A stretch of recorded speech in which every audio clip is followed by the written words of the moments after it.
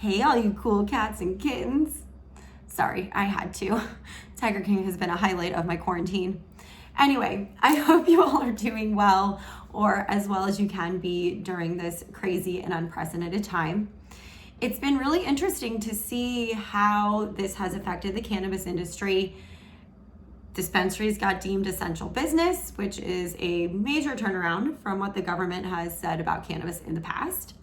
And we've seen cannabis sales increase from anywhere to 30 to 50%. Because we all know what's the best thing to do when you're home and there's really not much else going on. You smoke some weed. The only thing is, people aren't really talking about this much, and I think it needs to get out there more, that doctors are recommending that we limit or stop combustion during this time. Let's rewind. Doctors always say that we really shouldn't be combusting our plant material.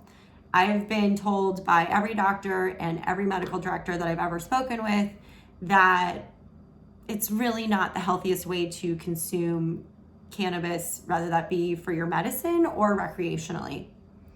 The reason for this is that while there is no correlation or there's no study showing this, that there is any connection between smoking cannabis and lung cancer, there is solid evidence that shows that inhaling that smoke, especially at higher temperatures from combustion, causes a injury to the lining of your lungs. Most people can recover from this. It really depends, the degree of injury depends upon age, underlying conditions, if you have allergies. And again, most of the time, our bodies do repair themselves. But with this virus out there, why take that risk? Instead, doctors recommend dry flower vaporizers.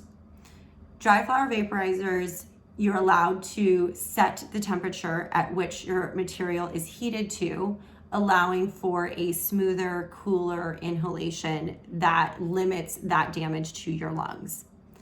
When shopping for a dry flower vaporizer, there are a lot of things to consider. The major ones being price, size, cleaning and maintenance, as well as the type of internal heating method. They range anywhere from $60 to $359. You can even dive into the little nuances of battery life, how long it takes the unit to heat up. There's so many little things that go into each and every one and there's a lot of them out there, that it took me a long time, longer than I expected, to go through them all and to kind of process and figure out which one would be the best fit for me. Everyone is going to be different.